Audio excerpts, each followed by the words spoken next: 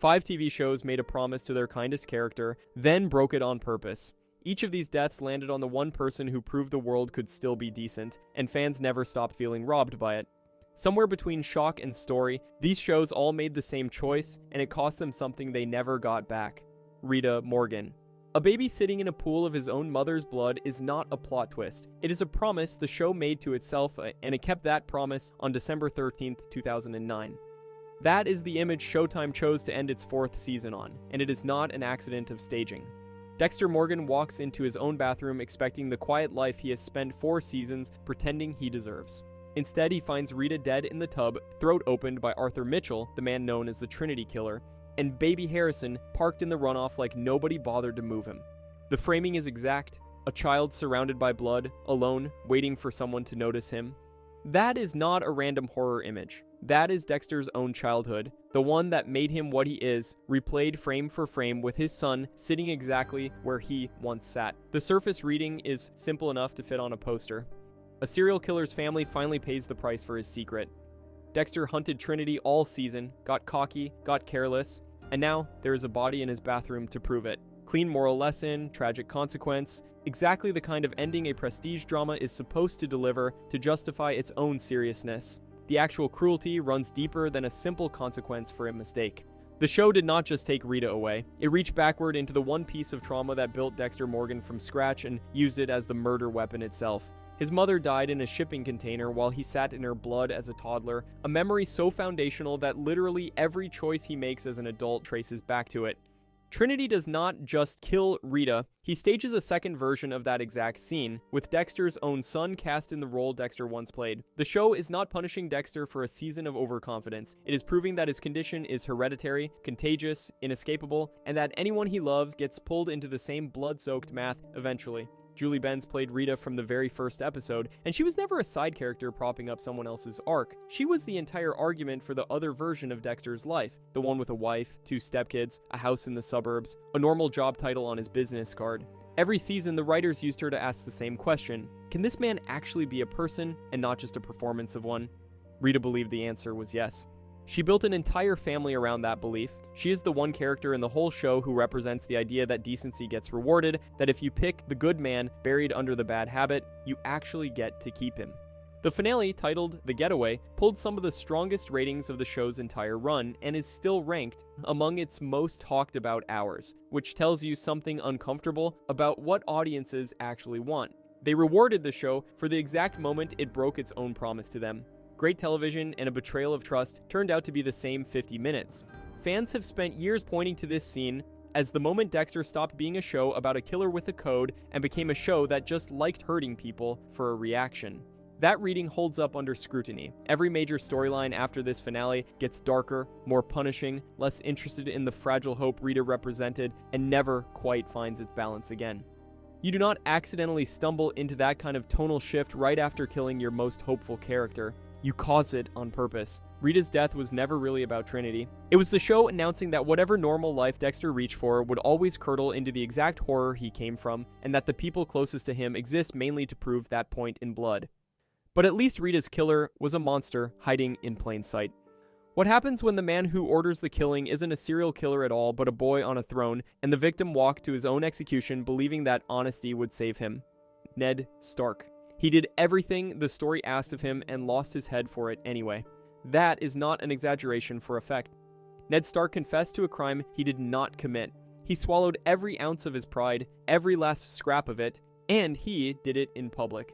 He stood in front of half of King's Landing and agreed to say the exact words Cersei and Joffrey demanded of him, word for word, no improvising, no last-minute defiance.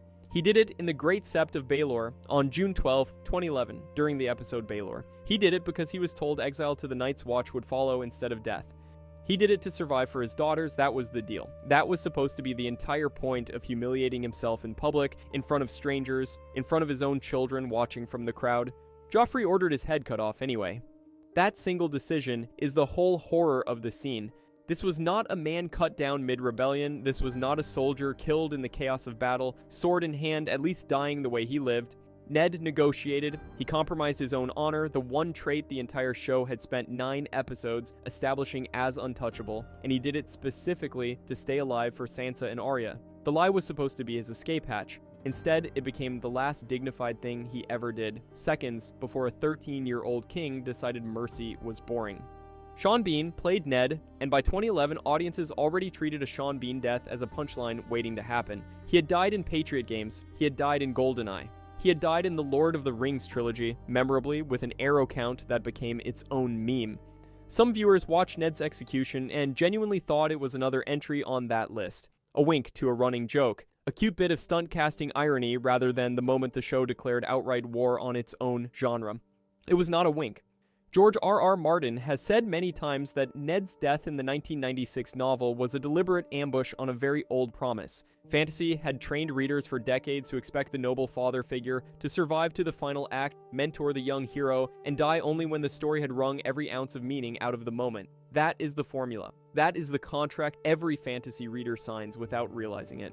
Martin built Ned to look exactly like that character. He gave him 900 pages of screen time to prove it, page after page of honor and duty, and doing the right thing at the wrong time, over and over until the pattern felt unbreakable. Then he removed him specifically because the audience was sure he could not be removed. Nobody saw it coming because nobody was supposed to. That is the part critics keep circling back to over and over more than a decade later. This was not shock for the sake of shock. It was a structural argument dressed up as a beheading. The show had already taught its audience through an earlier and quieter tragedy that decency gets punished instead of protected. Ned's execution took that same broken promise and detonated it on the biggest stage the series had built so far. A crowd of extras watched, a child king smiled through it, and an entire genre's unwritten rulebook got torn up in front of a live studio audience of horrified fans who genuinely believe the hero always makes it to the end. Because that is what every story before this one had promised them. Even death did not remove him, did. Season 6 brought back a younger Ned, played by Robert Aramayo in the Tower of Joy sequence. That flashback rewrote what fans thought they understood about his honor and his lies. The man who told one lie to save his daughters had, decades earlier, told a much bigger one to protect somebody else entirely. Same man, same instinct, completely different stakes. The show kept using his ghost to needle at the same wound long after the wound should have closed, long after fans had convinced themselves they were finally over it and could watch the Great Sept scene without flinching. Critics and fans have spent over a decade treating this scene as the moment prestige television changed its rules permanently.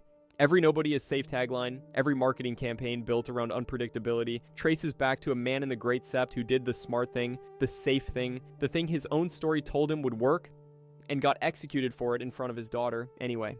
That is the whole legacy in one image. Compromise did not save him. Honesty would not have saved him either. Nothing was ever going to save him. And that is exactly the point Martin needed the audience to feel in their chest, instead of just understanding in their head. Ned's death at least came with a stage, a crowd, and a reason the writers could defend. But what about a death designed not to shock you with brutality, but to make you furious that a gentle, hopeful person died so the show could lecture you about the real world? Pusey Washington. Orange is the New Black spent 4 seasons convincing you that Pusey Washington was the one person the world couldn't break. Then it broke her, on purpose, to prove a point about a world that breaks people like her every single day.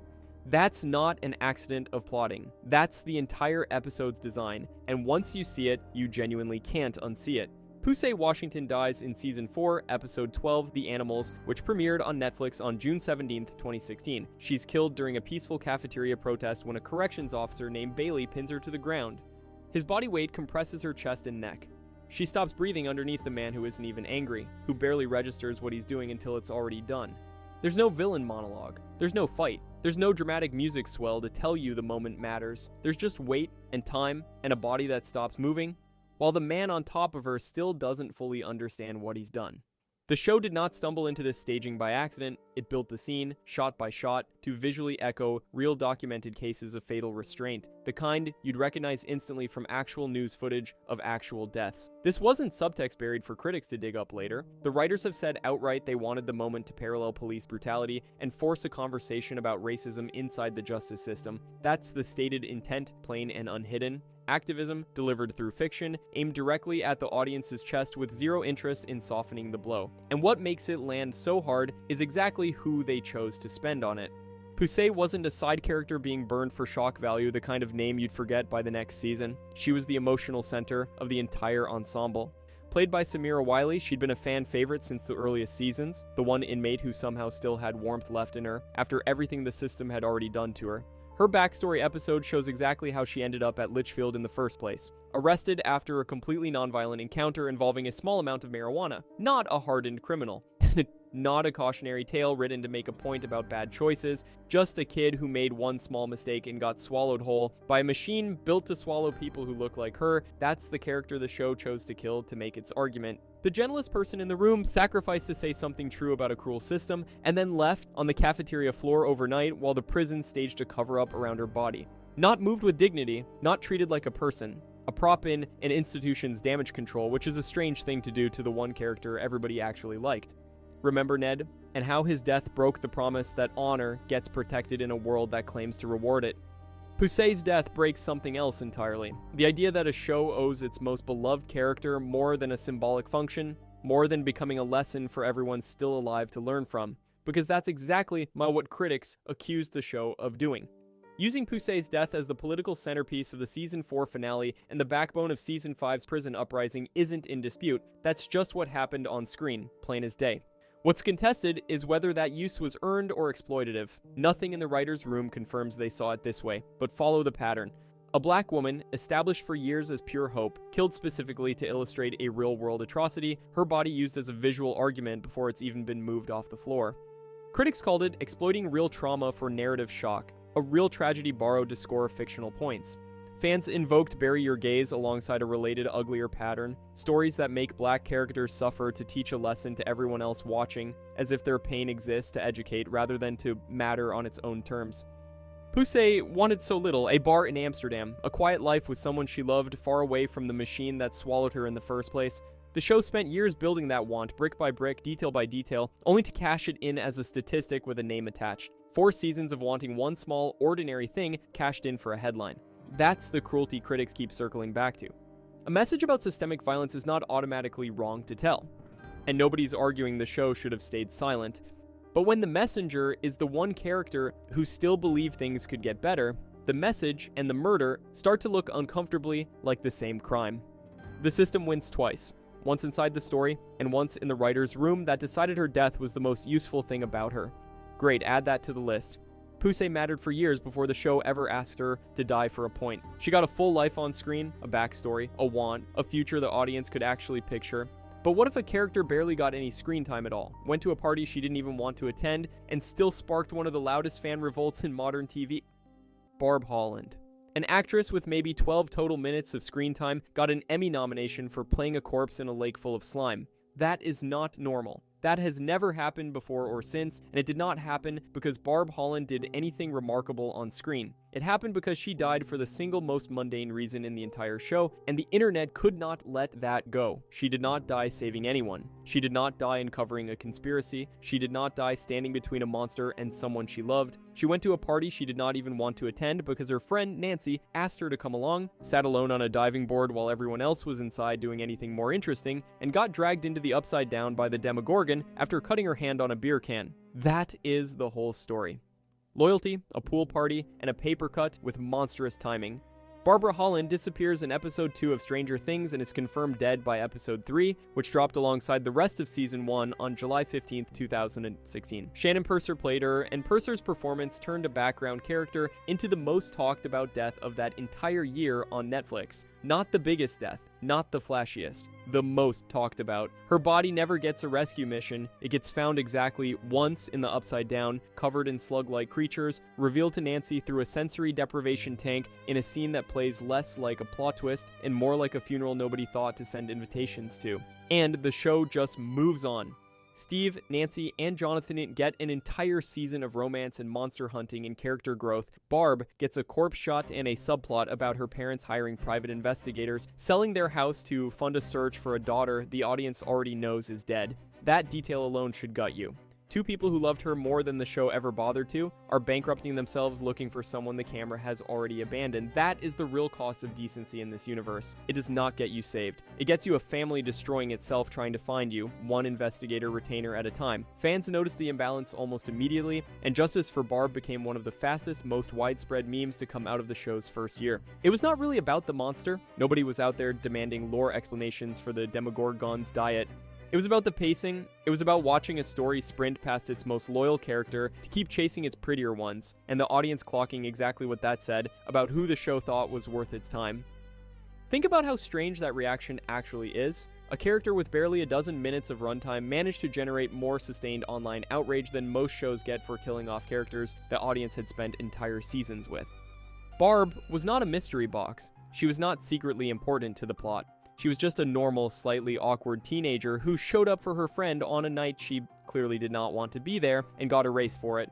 That is the part people latched onto because it did not feel like fiction. It felt like every time someone decent gets overlooked in favor of someone flashier, except this time it happened on screen, in slow motion, with slugs.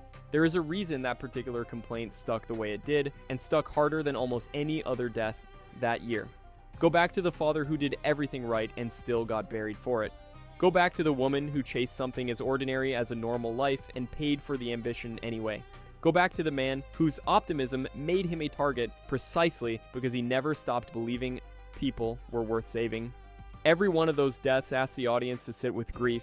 Barb's death did not even ask that much of the show itself. It asked the audience to notice grief the show refused to sit with, and that absence turned out to be just as damning as any of the louder tragedies that came before it. Fans have spent years reading Barb as something bigger than one dead teenager at a pool party. She has become the stand-in for every side character genre television quietly uses and discards, the friend who exists to support someone else's arc and gets erased the moment she stops being useful to it. Nothing in the show states this outright, but the pattern is sitting right there in how the story treats her compared to everyone she died protecting. Nancy gets growth, Steve gets a redemption arc, Jonathan gets a whole romantic subplot out of the fallout. Barb gets a search party her parents cannot afford, and a meme. That imbalance is exactly why the meme outlived the moment. Most viral show moments burn out within a news cycle. Justice for Barb kept surfacing for years, referenced by cast members, referenced by the show's own writers because it named something the show never actually fixed. Season 2. Gestures at closure with a scene between her parents and the Byers family, but Barb herself never gets a rescue, a flashback, or a proper goodbye that matches what her death demanded. The apology stayed outside the story, the neglect stayed inside it. That is the through line running underneath all four of these deaths, and Barb proves it did not need blood or spectacle to make its point. It just needed a story to stop caring about someone before its audience was ready to stop caring too. The honorable father, the woman building something normal, the gentle believer in people, the loyal friend who showed up for someone else's night out and never made it home. Different shows, different genres, different monsters, same betrayal underneath all of it. Each one took the character who still believed the world could be decent, let the world prove them wrong, and then expected the audience to keep watching a world that no longer had room for them in it. Fans never forgave these deaths because they were sad. Sad is easy to forgive. Sad is basically the job description for this genre. Fans never forgave them because each show quietly asked its audience to accept a universe with less conscience in it than the one they started watching. And calling that good television does not make it feel any less like a loss. It did not just take away a character the audience loved, it proved that loving the right one was never enough to keep them there. If you enjoyed this video and want to see more, click the video on the screen now.